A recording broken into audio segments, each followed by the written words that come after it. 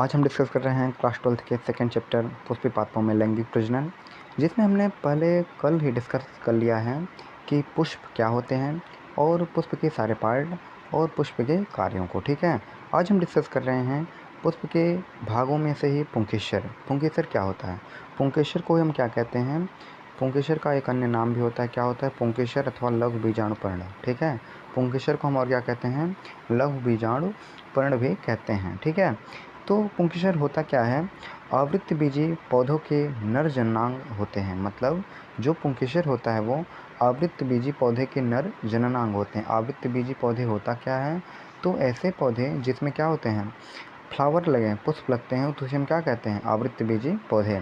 तो जो पुंकेसर होता है वो आवृत्तबीजी पौधे का क्या होता है? नर जननांग होता है।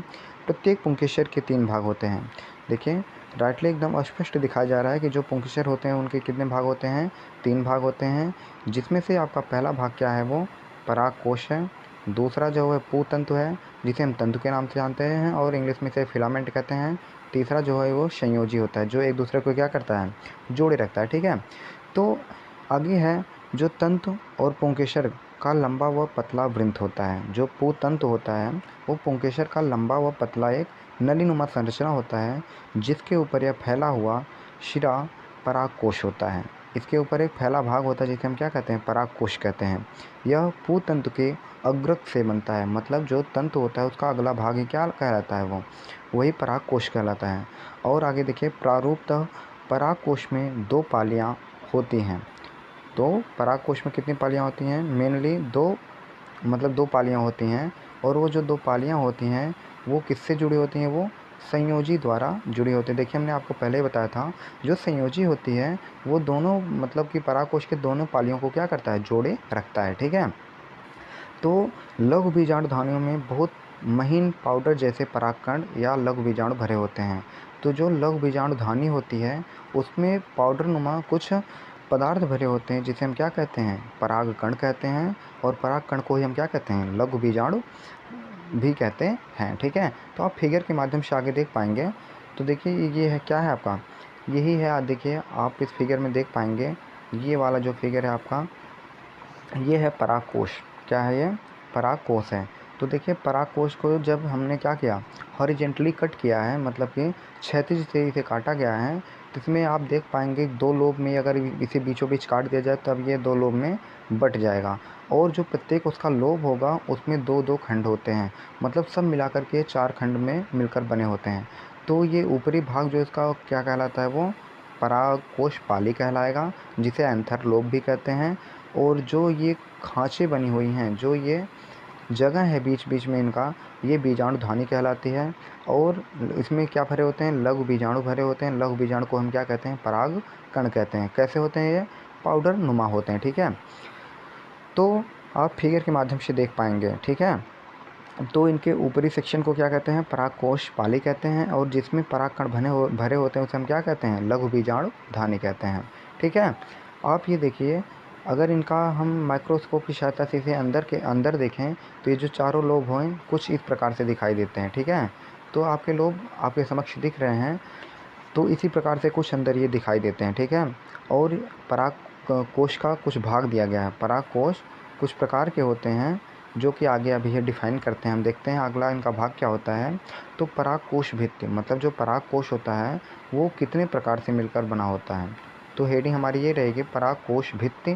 परागकोश भित्ति को हम क्या कहते हैं? लघु बीजाणु धानी कहते हैं। लघु बीजाणु धानी में भरे क्या होते हैं? पराग कण भरे होते हैं। तो परागकण को हम लघु बीजाणु भी कहते हैं। ठीक है, तो है क्या हमारा?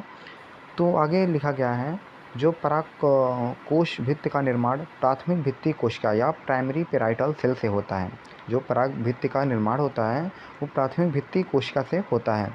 परिपक्व परागकोश भित्ति में 4 परतें होते हैं। मतलब जो हमारे मैच्योर परागकोश होंगे उसमें वे 4 परतों से मिलकर बने होते हैं, जो बाहर से अंदर की ओर निम्न से क्रम में व्यवस्थित होते हैं। मतलब आप सबसे बाहरी जो परत होगा वो कौन सा होगा? वो होगा बाह्य त्वचा। उसके अंदर वाला अंतःस्थीशियम कहेंगे, जिसे एंडोथीशियम भी कहा जाता है। तीसरे को मध्य स्तर, चौथे को टेपिटम के नाम से जाना जाता है। ठीक है, तो बाहर से अंदर की ओर ये इनका क्रम है, ठीक है। तो अब हम इनको बारी बारी से एक एक पार्ट इनके पार्ट को पढ़ेंगे, ठीक है। जो कि आप फिगर के माध्यम से इनमें देख पाएंगे। ये देखें, जो ऊपर है ये क्या है, बाह्य त्वचा है। उसके बाद उसके जस्ट अंदर वाला अंतःस्थीशियम, जिसे एंडोथीशियम भी कहते हैं। उसके बाद है मध्य परत, और मध्य परत के अंदर क्या भरे होते हैं, जो मिड वाला पार्ट है उसमें परागकण भरे होते हैं। और परागकण को और मध्य परत को जो जोड़े रखता है उसे हम क्या कहते हैं, टेपिटम कहते हैं, जो कि आप फिगर के माध्यम से स्पष्ट देख पा रहे होंगे, ठीक है।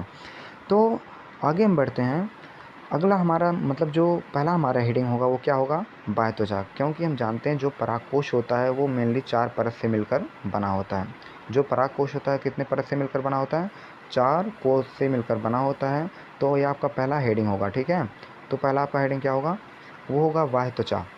तो बाह्य त्वचा क्या होता है, बाह्य त्वचा जो होती है वो यह परागकोश के सबसे बाहरी पाई जाने वाली परत है।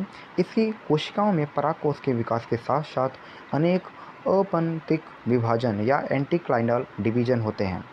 परागकोश के परिपक्व होने पर ये कोशिकाएं सूख कर चपटी हो जाती हैं, ठीक है। ये हमारा बाह्य त्वचा था। दूसरा हमारा हेडिंग होगा क्या, वो होगा अंतःस्थीशियम। क्या होगा, अंतःस्थीशियम, जिसे हम एंडोथीशियम के नाम से भी जानते हैं।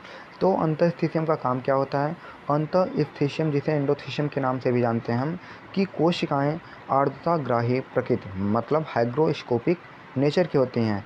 मतलब जो अंतःस्थीशियम की कोशिकाएं होती हैं वो मॉइस्चर को क्या करती हैं, ऑब्जर्व करती हैं, अवशोषित करती हैं। अतः परागकोश के स्फुटन में ये सहायक होती हैं।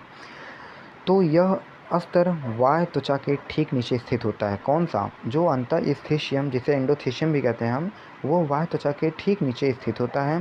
परागकोश के विस्फुटन मतलब फूटने के समय इसकी कोशिकाएं अधिकतम विकसित होती हैं। यह परत प्रायः एक स्तरीय होता है, मतलब एक लेयर से मिलकर बना होता है, ठीक है। अगली हेडिंग हमारी क्या है, अगली मतलब 2 हेडिंग हमने पढ़ा, तीसरी हमारी हेडिंग होगी वो क्या होगी, मध्य परत।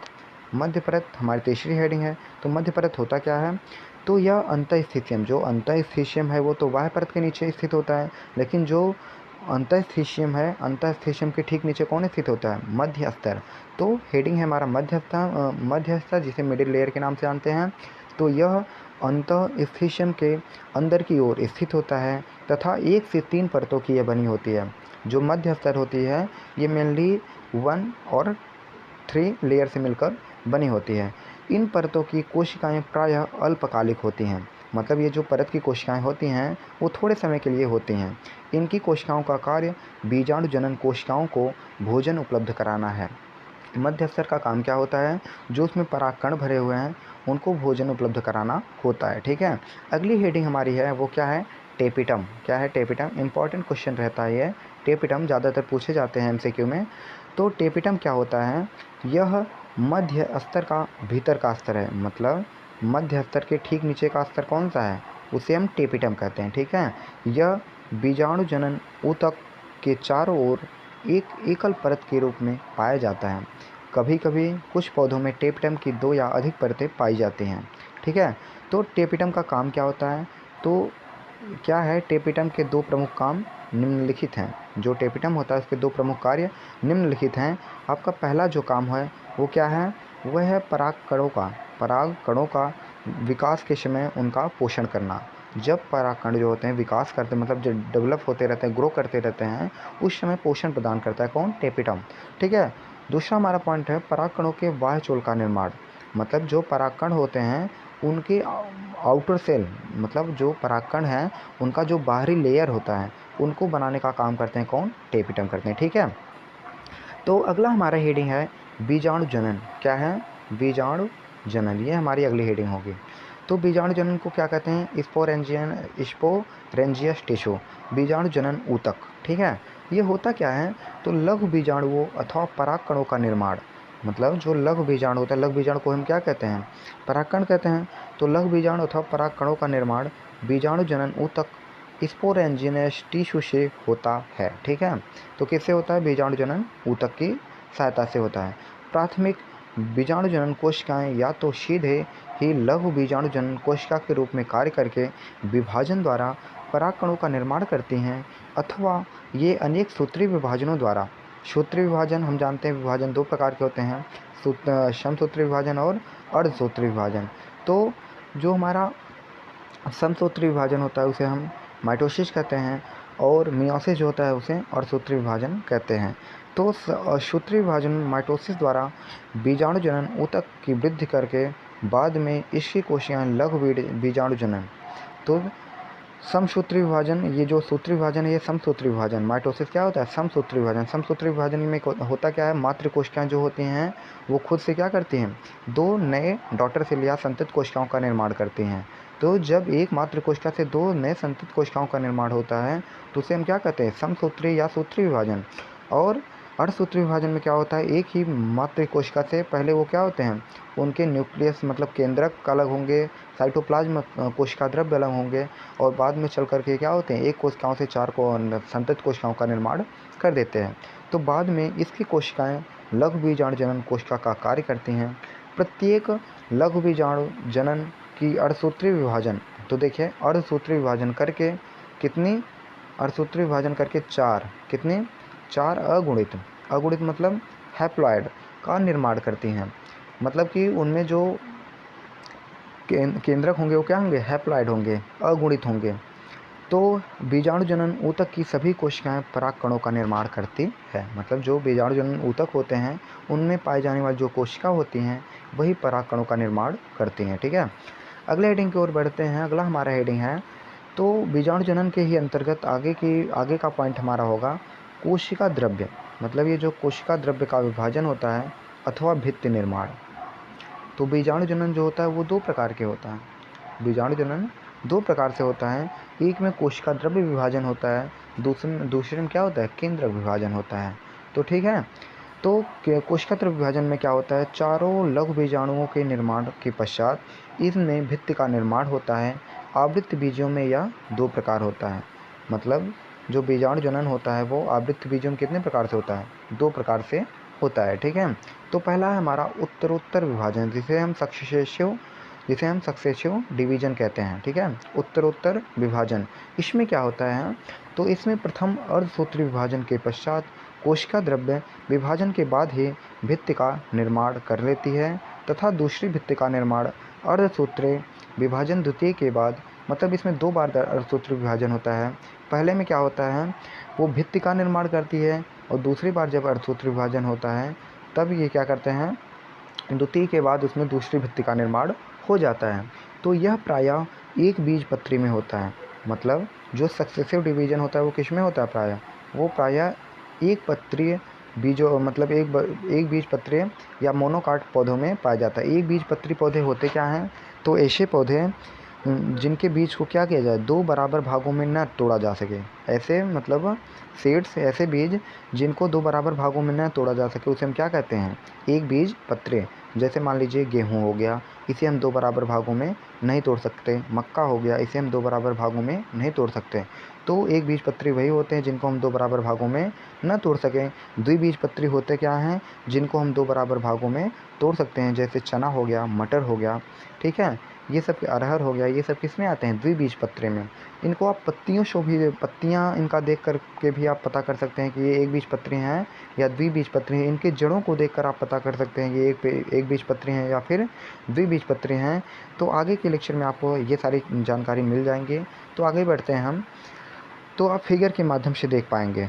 तो हमें देखना क्या है, उत्तरोत्तर विभाजन जिसे हम सक्सेसिव डिवीजन कहते हैं। तो आपने देखा इसमें क्या होता है, 2 बार अर्धसूत्री विभाजन होता है और बाद में क्या होता है, बीच में भित्ति का निर्माण होता है। तो फिगर के माध्यम से आइए देखते हैं हम। तो इसमें हुआ क्या है, इसमें ये देखिए सबसे पहले जो आपका ये वाला फिगर है ए, तो उसमें देखिए ये क्या है, लघु बीजाणु मातृ कोशिका मतलब पेरेंटल सेल है इसके।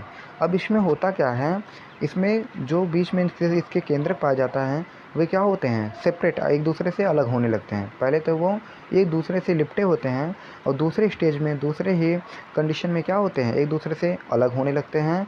और थर्ड फेज में आप देख पा रहे हैं ये दोनों क्या होते हैं, अलग अलग किनारों पर पहुंच जाते हैं और एक नई तीसरे संतति मतलब कि न्यूक्लियस मतलब केंद्रक का निर्माण कर रहे हैं। और आप लास्ट फेज में देख पा रहे हैं ये लघु बीजाणु का, तो यही क्या होते हैं, यही आगे चल के लघु बीजाणु का निर्माण कर देते हैं। ठीक है, तो आप ये फिगर का नाम क्या होगा, लघु बीजाणु जनन कोशिका में कोशिका द्रव्य का विभाजन। तो कोशिका द्रव्य के विभाजन के माध्यम से लघु बीजाणु का निर्माण आप इस फिगर के माध्यम से देख पा रहे होंगे। ठीक है, तो आगे बढ़ते हैं हम। अगला हमारा विभाजन होगा युगपत विभाजन, जिसे हम साइमल्टेनियस डिवीजन कहते हैं। तो हमने आपको बताया दो प्रकार के विभाजन होते हैं। तो पहला विभाजन कौन सा होता है, पहला हमारा होता है उत्तरोत्तर विभाजन, और दूसरा हमारा कौन सा है, युगपत विभाजन, जिसे हम पहला हमारा साइमल्टेनियस, पहला हमारा था क्या था, सक्सेसिव डिवीजन, दूसरा हमारा है साइमल्टेनियस। पहला था हमारा उत्तरोत्तर विभाजन, दूसरा है युगपत विभाजन। उसमें क्या होता है, दो बार अर्धसूत्री विभाजन होता है बीच में, उसके बाद भित्ति का निर्माण होता है और वो आगे चल कर के बीजाणु जनन कोशिकाओं का निर्माण करती है। ठीक है, लेकिन युगपत विभाजन में होता क्या है, इसमें अर्धसूत्री विभाजन प्रथम के पश्चात भित्ति का निर्माण नहीं होता। देखिएगा, जो हमारा उत्तरोत्तर विभाजन था उसमें प्रथम अर्धसूत्री विभाजन के बाद भित्ति का निर्माण हो जाता था, लेकिन इसमें कोई भित्ति का निर्माण नहीं हो रहा है। ठीक है, तो अतः अर्धसूत्री विभाजन प्रथम के फलस्वरूप मतलब जो हमारी केंद्रक बनेंगे वो क्या हो जाते हैं, डायोड न बन करके द्विकेंद्रीय कोशिकाएं बनती हैं। अब प्रत्येक अगुणित केंद्रक में द्वितीय अर्धसूत्री विभाजन होता है, मतलब जो हमारे हैप्लॉइड न्यूक्लियस होंगे उसमें क्या होता है, अर्धसूत्री विभाजन। अर्धसूत्री विभाजन में क्या होगा, तो एक सेल से 4 नए सेल बनेंगे, आप इस फिगर के माध्यम से देख पा रहे होंगे। तो अधिकांशतः द्विबीजपत्री पौधों में इस प्रकार की भित्ति पाई जाती है। तो उसमें आपने देखा था जो उत्तरोत्तर विभाजन होता है वो एक बीजपत्री में होता है, और युगपत विभाजन मतलब साइमल्टेनियस डिवीजन जो होता है वो द्विबीजपत्री में होता है। तो हमने आपको बताया जो एक बीजपत्री होते हैं, तो जिनके सीड्स, जिनके बीजों को दो बराबर भागों में न तोड़ा जा सके वह एक बीजपत्री होता है, और जिनके बीज को दो बराबर भागों में तोड़ा जा सकता है उसे हम क्या कहते हैं, द्विबीजपत्री। तो जो युगपत विभाजन होता है वो द्विबीजपत्री पौधों में पाया जाता है। तो आप पहले फिगर के माध्यम से देख पा रहे होंगे। तो पहले फिगर जो आपका ए फिगर है उसमें क्या है, वो लघु बीजाणु मातृ कोशिकाएं हैं। वो क्या हैं, वो दोनों लघु बीजाणु मातृ कोशिकाएं मतलब पराग कोश की कोशिकाएं हैं वो, जिसमें पराग कणों का भी निर्माण आप आगे देखेंगे। तो इसमें क्या हुआ, सबसे पहले केंद्रक देखिए एकदम डेंस है, मतलब कि सघन है। दूसरे वालों में क्या हो रहा है, ये एक दूसरे से अलग हो रहे हैं। तीसरे फेज में ये अलग अलग छोर पे पहुंच जाते हैं, मतलब एक अलग एंड पे, दूसरा उसके अपोजिट एंड पे पहुंच जाता है। और आगे चल करके ये मतलब कि जो अपोजिट गए हैं उनमें क्या हो जाता है, अर्धसूत्री विभाजन होता है, और उसमें उससे भी दो दो नए संतति कोशिकाओं का निर्माण हो जाता है, और ये आगे चल करके 4 नए संतति कोशिकाओं का निर्माण कर देते हैं, जिसमें क्या होता है, लघु बीजाणु का निर्माण हो जाता है। लघु बीजाणु कण का मतलब पराग कणों का निर्माण होता है। तो दो प्रकार से इस लघु बीजाणु का निर्माण होता है। पहला होता है हमारा उत्तरोत्तर विभाजन, दूसरा होता है युगपत विभाजन। जो उत्तरोत्तर विभाजन होता है वो एक बीजपत्री पौधों में पाया जाता है, जो युगपत विभाजन होता है या साइमल्टेनियस डिवीजन होता है वो किस में पाया जाता है, डाइकॉट या द्विबीजपत्री पौधों में पाए जाते हैं। ठीक है, तो आप ये देखिए फिगर के माध्यम से देख पाएंगे, ये आपका जो फिगर है ये क्या है, ये परागकोश का आपका फिगर दिया गया है। ये पहले आपका बाइलोब्ड फिगर है, जो आपका ए फिगर है ये परागकोश का मतलब बाहर से देखने के बाद परागकोश आपको कुछ इस प्रकार से दिखता है। ठीक है, और जब आप उसे बीच से कट कर देते हैं तो आप देखिए उसमें 4 कोष बने हुए हैं। उसी